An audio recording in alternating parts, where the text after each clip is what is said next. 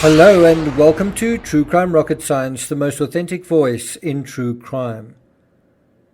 Have a look at this aerial image. Closer, please. Closer. It's incredibly clear that a vehicle was taken out of the reservoir, isn't it? In fact, when I first saw this image, I thought those were deep gouge marks caused by the locked in-gear ploughing, the tires ploughing through thick mud. Instead, that's just the stain of water coming out the vehicle and flowing back into the reservoir. But the point is, just look how clear it is.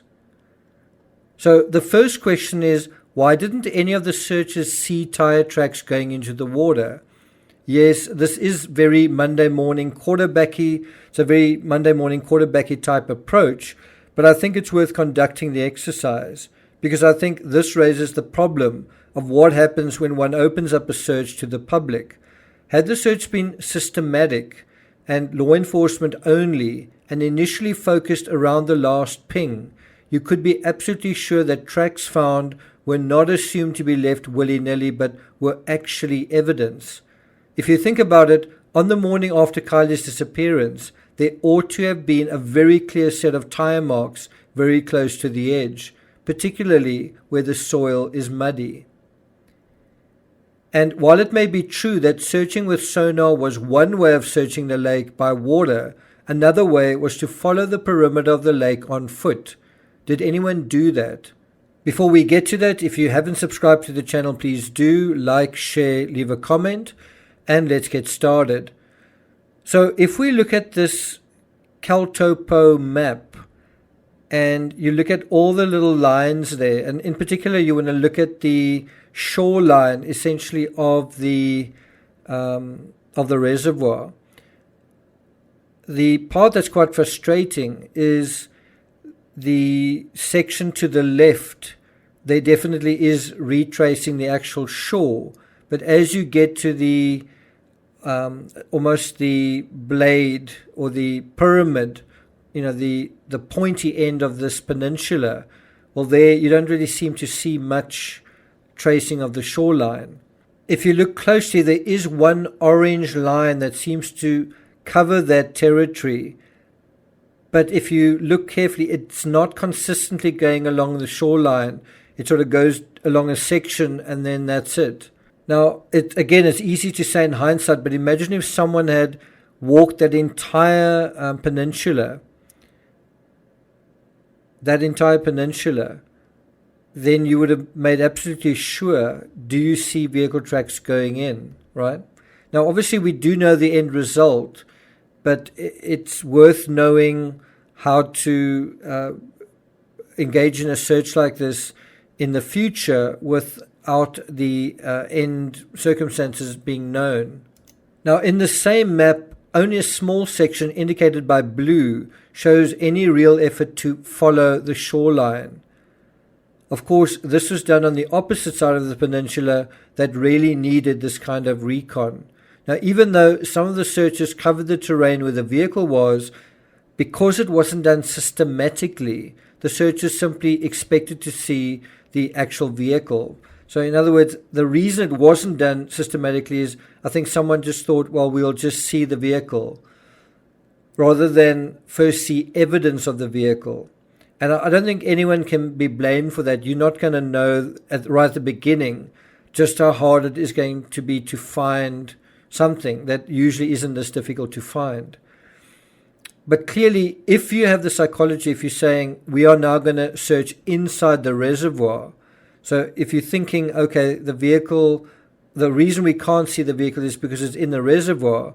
Well, it didn't get into the reservoir by flying through the air. It's also a lot easier in principle to find evidence in dirt than in water. So after one day of the search, I think the reason it was difficult to find anything was that by then any footprints or tire marks would be assumed to be contemporary traffic. Bear in mind, even the public was still allowed access to this entire area. So if you did come across something like tire marks, you would assume, oh, it's just maybe a member of the public, or it doesn't necessarily mean anything. Anyway, that's the first question. Another thing that I think one could have done, it's not really very nice to say, but they could have walked that section, and in fact the entire section of the reservoir. If you say a person is not going to be able to detect tire tracks, especially not 1 or 2 or 3 or 4 days later, but if you are still searching 5 or 10 days later, then you probably would have wanted to take a cadaver dog, and cadaver dogs can trace human cadaver in water. I don't know whether they did that, but that could also have sped up the search. The second question I've got has to do with the crime scene tape. Do you agree that this is or could be crime scene tape? Now let's take a closer look at that. Was this the site of the last ping or the tire tracks?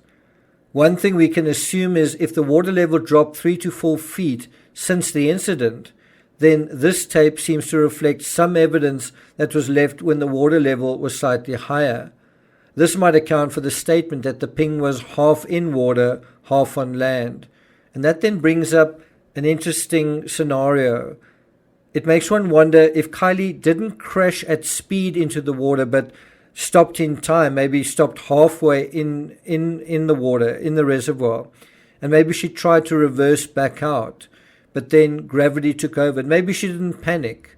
Maybe at that point she reached for her phone. She was stuck, but she reached for her phone.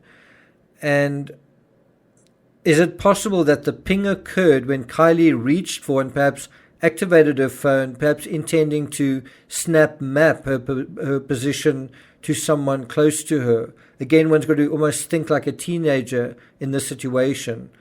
And why does the snap map ping kind of make sense? Because the last ping does appear to be a Snapchat related ping. In this scenario, she goes into the edge of the reservoir and doesn't really panic. And then what happens after that happens, I guess, with gathering momentum. And by the time she realizes it, bear in mind, she is intoxicated. It's too late. So in other words, she realizes something's wrong, but doesn't realize just how precarious the situation is. And then unexpectedly, the car continues going forward into the water, and by then she can't escape. But the question is that how this ping came about? That quite calmly she tried to snap map her position, thinking that the vehicle was going to remain where it was, only it didn't.